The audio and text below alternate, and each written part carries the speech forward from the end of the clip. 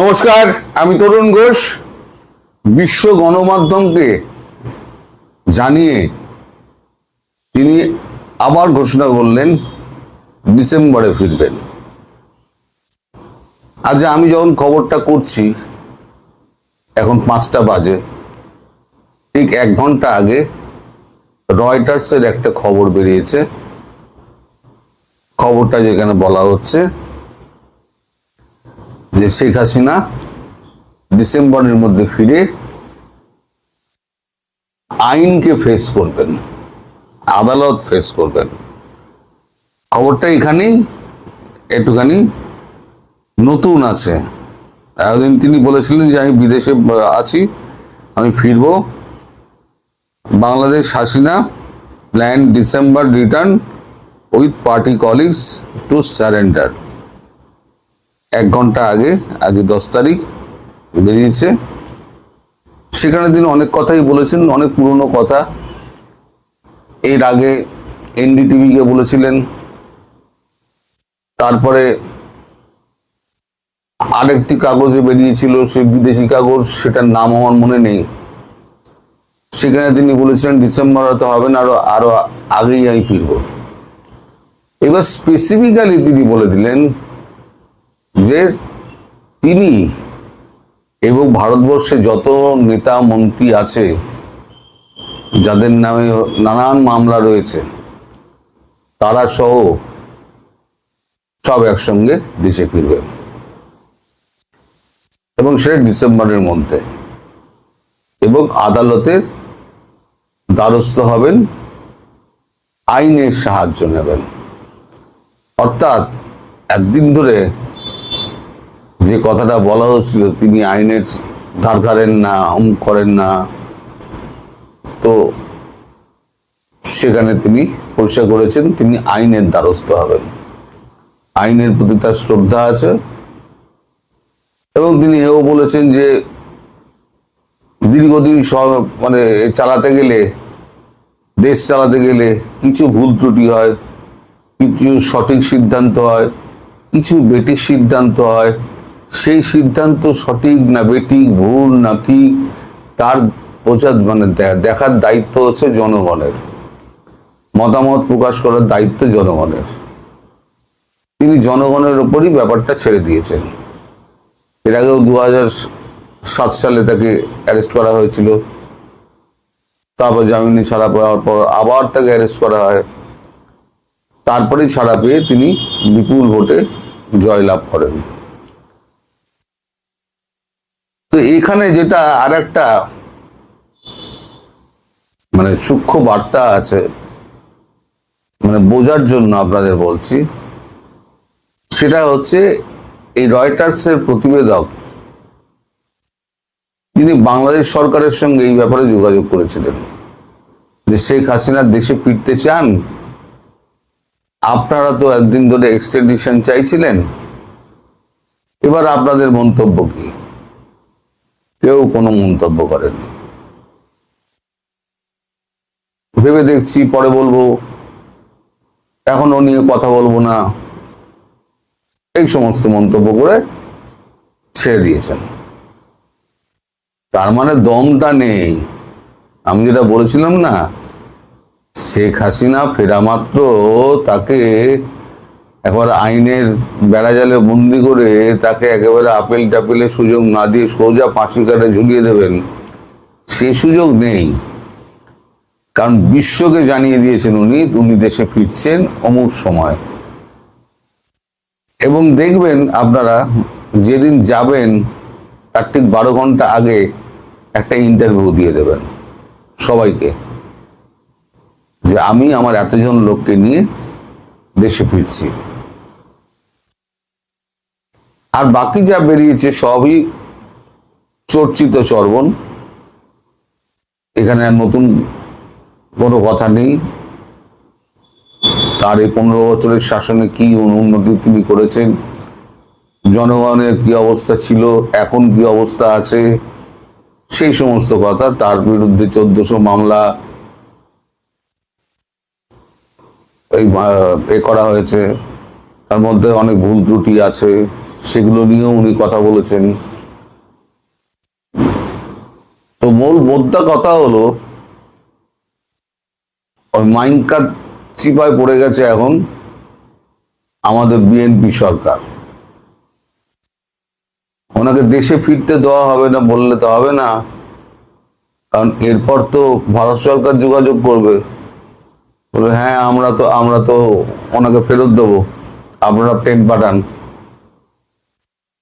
তখন বিএনপি সরকার কি জবাব দেবে সেটাই এই ভাবছি।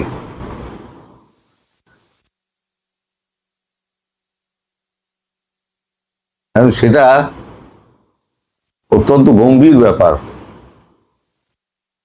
এখন না পারছে এদিকে যেতে, না পারছে ওদিকে যেতে, কি করবে?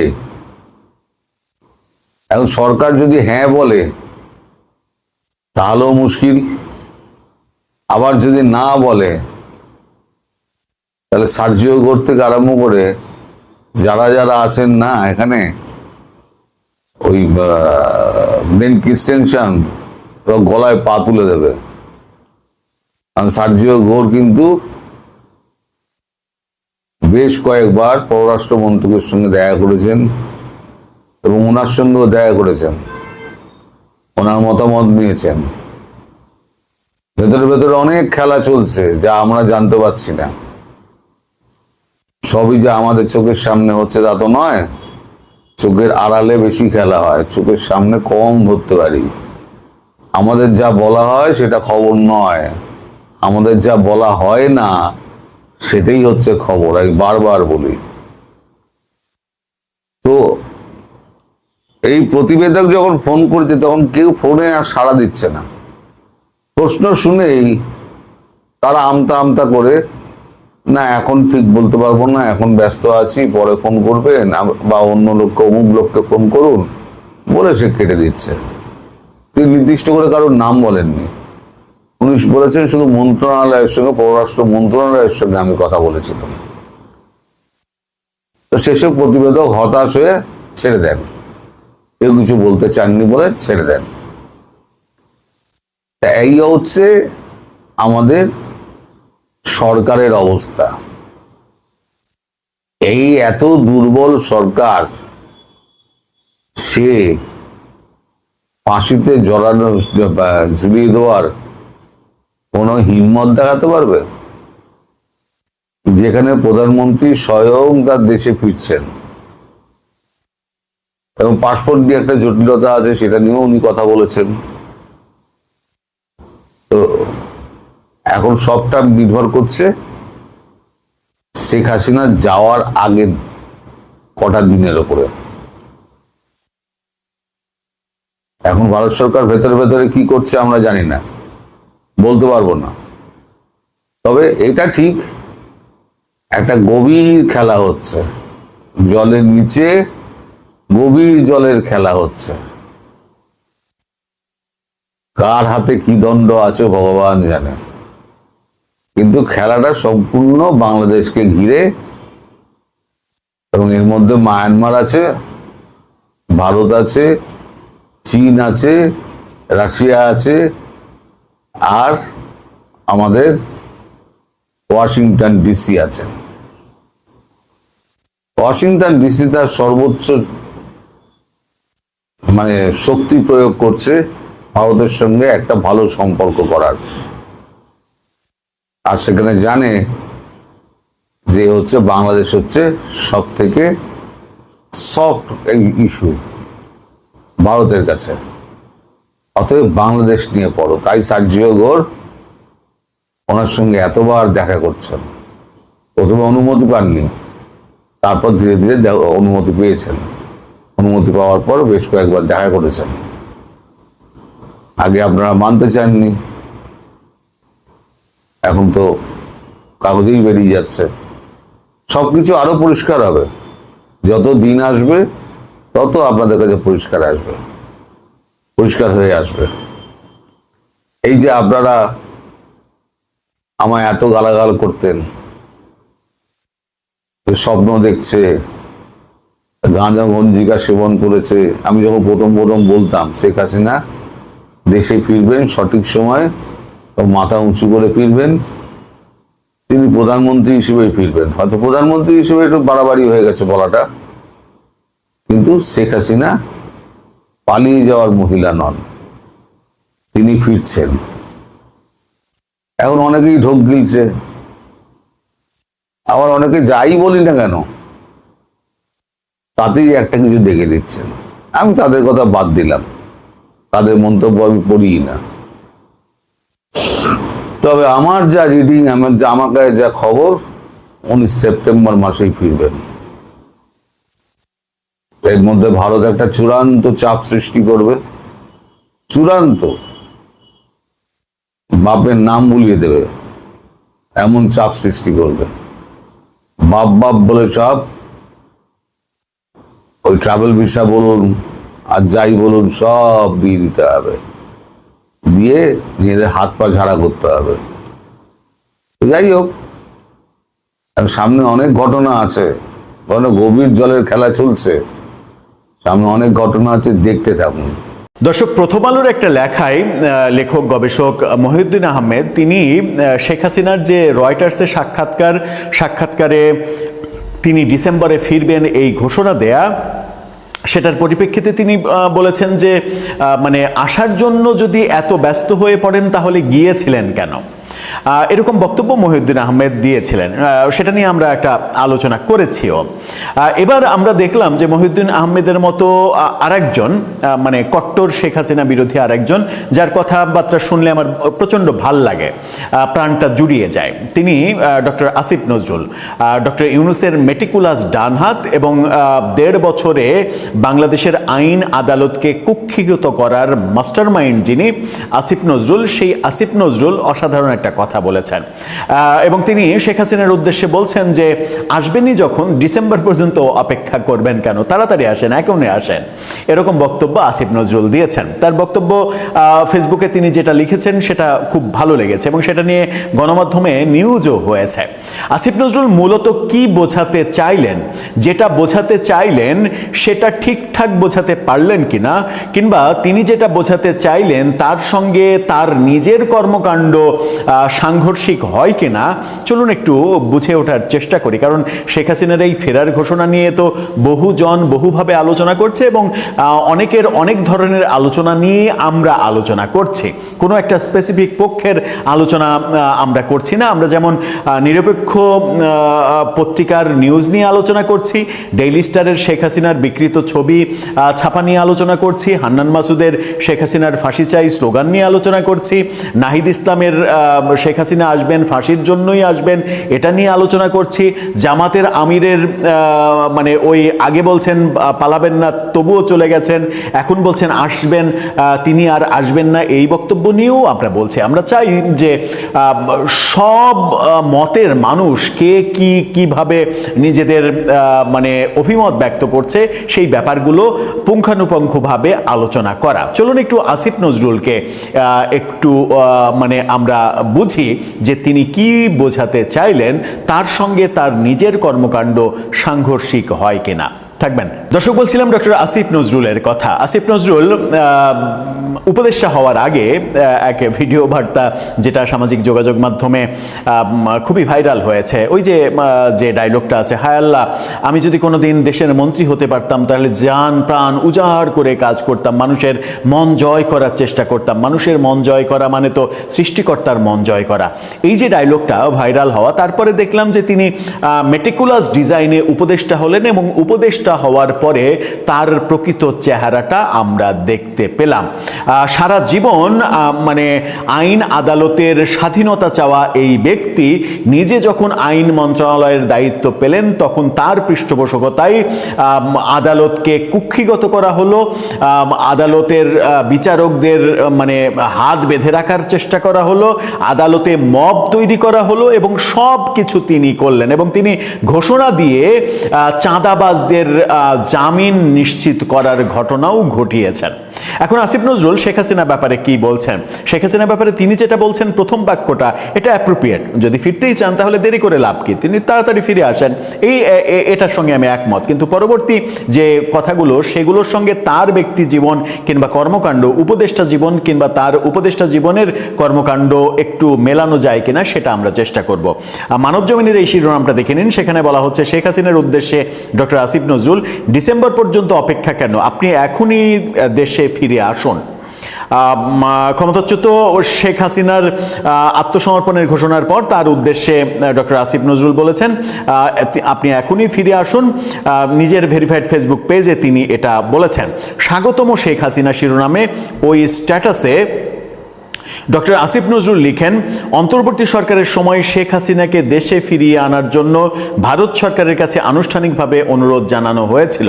অনুরোধ জানিয়ে আপনারা ঘোড়ার আন্ডা করেছেন। অনুরোধ জানানোর ওইটা শুধুমাত্র নাটক যে ছিল, আপনারা যে ফিরিয়ে আনতে চাননি সেটা তো একেবারে দিনের আলোর মতো পরিষ্কার। ভারতের সঙ্গে আপনি বলবেন, বাহাদুরি করবেন, যুদ্ধ বাঁধানোর চেষ্টা করবেন, আপনারা আবার অনুরোধ করবেন যে শেখ হাসিনাকে ফিরিয়ে দেন, আর ভারত ফিরিয়ে দেবে। এই সার্কাসটা মানুষ বোঝে। তিনি বলছেন যে এই চেষ্টা করা হয়েছিল, বর্তমান বিএনপি সরকারও একই উদ্যোগ নিয়েছে। সরকার বলছে তাকে আইনের আওতায় এনে বিচার করতে চায়, এটা তো খুবই স্বাভাবিক। অন্যদিকে শেখ হাসিনাও দেশে ফেরার আগ্রহের কথা জানিয়েছেন। যদি সেটি সত্য হয় তাহলে ডিসেম্বর পর্যন্ত অপেক্ষা কেন? শেখ হাসিনা, আপনি এখনই দেশে ফিরে আসুন। বাংলাদেশের জনগণের সামনে এবং আদালতের সামনে আপনার অনেক প্রশ্নের জবাব দেওয়ার আছে। জুলাই গণঅভ্যুত্থানের সময় শত শত মানুষের প্রাণহানির দায় নিয়ে আপনার বক্তব্য কি? আপনার শাসনামলে বিডিআর হত্যাকাণ্ড, শাপলা চত্বর হত্যাকাণ্ড, বিচার বহির্ভূত হত্যাকাণ্ড, গুম, আয়নাঘর, ব্যাপক দুর্নীতি ও অর্থ পাচারের অভিযোগ, এসব বিষয়ে আপনার ব্যাখ্যা কি? কেন দীর্ঘ সময় ধরে দেশের জনগণ ভোটাধিকার থেকে বঞ্চিত ছিল? কেন আমরা ভারতের আজ্ঞাবহ রাষ্ট্রে পরিণত হয়েছিলাম? এসব প্রশ্নের উত্তর ইতিহাসও খুঁজবে, আদালতও শুনতে চাইবে। তিনি আরও লেখেন, আপনি জুলাই গণ অভ্যুত্থানকালে আপনার পরিবারের প্রতিটি সদস্যকে আগেই বিদেশে পাঠিয়েছেন, কিন্তু আপনার সরকারের কর্মকাণ্ডের রাজনৈতিক ও আইনি পরিণতির ভার বহন করতে আওয়ামী লীগের অসংখ্য সাধারণ নেতাকর্মীকে ভার নিতে হচ্ছে। তাদের অনেকেই আজও বিভিন্ন মামলার মুখোমুখি এবং অনিশ্চয়তার মধ্যে রয়েছে। এই মামলার মুখোমুখি এবং অনিশ্চয়তা কে তৈরি করেছে? ডক্টর আসিফ নজরুল, আপনি নিজে তো করেছেন। মেটিকুলাস ডিজাইনে মামলা ব্যবসা করিয়েছেন সারা দেশে, এবং তাদের যেন জামিন না হয়। মানে আওয়ামী লীগের মূল নেতা যাদেরকে অপরাধী ভাবা হয় তারা তো সবাই দেশের বাইরে। আপনি দেশে আওয়ামী লীগের গন্ধ আছে এরকম সবাইকে অ্যারেস্ট করা, তাদের নামে মামলা দেওয়া, তাদেরকে কারাগারে রাখার মেটিকুলাস ডিজাইনটা তো আপনি এবং আপনার বস ডক্টর ইউনূসই করেছেন। সুতরাং শেখ হাসিনা যদি খারাপ হয় তাহলে আপনি নিজেকে ভালো মনে করেন কিভাবে? সেই প্রশ্ন তো আসে। শেখ হাসিনা বিচার ব্যবস্থাকে ধ্বংস করেছে, বিতর্কিত করেছে, আপনি তার চাইতে 100 গুণ বেশি করেছেন 1.5 বছরে মাত্র। শেখ হাসিনা 15.5 বছর সময় নিয়েছেন স্বৈরাচার হতে, আপনি 1.5 বছরে শেখ হাসিনাকে বহু গুণ অতিক্রম করেছেন। সুতরাং শেখ হাসিনার আপনি সমালোচনা করতে পারেন, সেই সমালোচনা গ্রহণযোগ্য, কিন্তু সমালোচনা তারই করা উচিত যার নিজের অবস্থান সঠিক রয়েছে। আপনার নিজের অবস্থান কি সঠিক রয়েছে? আপনি যে বলছেন যে আদালতের কাছে শেখ হাসিনার অনেক কিছু বলার আছে, অনেক জবাবদিহি করার আছে, আমার মনে হয় যে আপনারও তো অনেক জবাবদিহি করার রয়েছে। আপনার বিরুদ্ধে আপনার শাসনকালে বহু দুর্নীতির অভিযোগ রয়েছে, দুদকে আপনার নামে অনেক আবেদন জমা পড়েছে। আপনি উপদেষ্টা হওয়ার আগে যে বলেছিলেন যে 26 লক্ষ ভারতের গোলামির কথা বলছেন, যে ভারতের অঙ্গরাজ্যে পরিণত করেছে শেখ হাসিনা, ভারতের দাসত্ব মেনে নিয়েছে শেখ হাসিনা। তো আপনি তো বলেছিলেন 26 লক্ষ অবৈধ ভারতীয় বাংলাদেশে কাজ করছে। কই উপদেষ্টা থাকাকালীন 1.5 বছরে তো 2600 ভারতীয়র সন্ধানও আপনি দিতে পারেননি। তার মানে মিথ্যা বয়ান দিয়ে নিজেকে প্রতিষ্ঠিত করা কিংবা অন্যকে আক্রমণ করা, এটা আপনার ব্যক্তিগত স্বভাবে পরিণত হয়েছে। এবং যখন আপনি শেখ হাসিনার এত কঠোর সমালোচনা করছেন, তখন আপনি শেখ হাসিনার আমলে কারাগারের রোজনামচা, অসমাপ্ত আত্মজীবনী, বঙ্গবন্ধুর যে লেখাগুলো, অসমাপ্ত আত্মজীবনী শেখ হাসিনা মানে সম্পাদনায় যে বইটা বেরিয়েছে, সেই বইয়ের প্রশংসা করতে করতে আপনি কেঁদে ফেলেছেন, আপনি মুখে ফেনা তুলে ফেলেছেন। এই কাজ আপনি করেছেন। আপনি মানে শেখ হাসিনার প্রশংসা করে বঙ্গবন্ধু বঙ্গবন্ধুর প্রশংসা করে এহেন কোনো চাটুকারিতা নাই যা আপনি করেননি। এখন আপনি উল্টা বকছেন কেন? আপনি শেখ হাসিনার আমলে তারেক রহমান এবং খালেদা জিয়া সম্পর্কে এহেন বাজে কথা নেই যা আপনি বলেননি। আপনি বলেননি তারেক রহমান কোন লেভেলের সঙ্গে বন্ধুত্ব করেন, সেই ব্যক্তির নাম সহ আপনি বলেননি যে এই লেভেলের সঙ্গে কিভাবে বন্ধুত্ব করে, এরকম নোংরা কথাবার্তা বলেননি। সেই আপনি পট পরিবর্তনের পরে অন্তর্বর্তী সরকারের মেয়াদ শেষ হওয়ার পরেই বিএনপি এবং তারেক রহমানের চাটুকারিতা শুরু করেছেন, যেন অন্তর্বর্তী সরকারের আমলে আপনার কর্মকাণ্ড নিয়ে বিএনপি খুব একটা মাথা না ঘামায়। এই যে বহু সময় বহু ক্যারেক্টারের রোল প্লে করা, এটা যখন আপনার নিজের ক্যারেক্টার, তখন আপনি যখন শেখ হাসিনার সমালোচনা করছেন তীব্র ভাষায়, তখন সেটা বেমানান লাগে। যদি একজন নিরপেক্ষ মানুষ করেন, ধরে নেওয়া যাক যে নিউ এজের সম্পাদক নুরুল কবির, তিনি শেখ হাসিনার কট্টর সমালোচক, তিনি ডক্টর ইউনূসের আমলেও ইউনূসের বহু কাজের সমালোচনা করেছেন, তিনি বিএনপি ক্ষমতায় থাকলে বিএনপির আমলেও বহু সমালোচনা করেছেন, তিনি কখনো কোনো দলের সুবিধাবাদী আচরণ করেননি। তিনি যদি শেখ হাসিনার কট্টর সমালোচক হন, কট্টর সমালোচনা করেন, শেখ হাসিনাকে যদি ধুয়ে দেন, তাহলে মানুষ খুব সহজে গ্রহণ করবে। কিন্তু আপনি আপনার নিজের বক্তব্যের অবস্থান, রাজনৈতিক অবস্থান, যখন আপনার পুরো ইতিহাস, জীবন ইতিহাস বিশ্লেষণ করলে সেই শহীদ জাহানারা ইমামের সঙ্গে ঘাতক দালাল নির্মূল কমিটি থেকে কাজ শুরু করা, বিচিত্রাতে চাকরি নেয়া, বিশ্ববিদ্যালয়ে চাকরি নেয়া সহ বিভিন্নভাবে ব্যক্তি জীবনের কথা বাদ দিলাম, ব্যক্তি জীবন তো একেবারে পার্সোনাল জীবন, ব্যক্তি জীবন নিয়ে কথা বলা উচিত না। বিভিন্ন সময় যে আপনার রাজনৈতিক রূপ, যে আপনি ঘাতক দালাল নির্মূল কমিটিতে কাজ করেছেন, সেই আপনি একটা সময় হয়ে গেলেন সাম্প্রদায়িক শক্তির একটা বলিষ্ঠ কণ্ঠস্বর। তাহলে আপনি আপনার অবস্থানটা ঠিক রাখতে পারলেন না। শেখ হাসিনা অপরাধ করেছে, এটা তো সত্য। শেখ হাসিনার সরকার অন্যায় করেছে, নির্বাচন ব্যবস্থা ধ্বংস করেছে, দুর্নীতি হয়েছে তার আমলে, টাকা পাচারের অভিযোগ রয়েছে তার আমলে, এগুলো সত্য। যদিও এখন পর্যন্ত কোনোটাই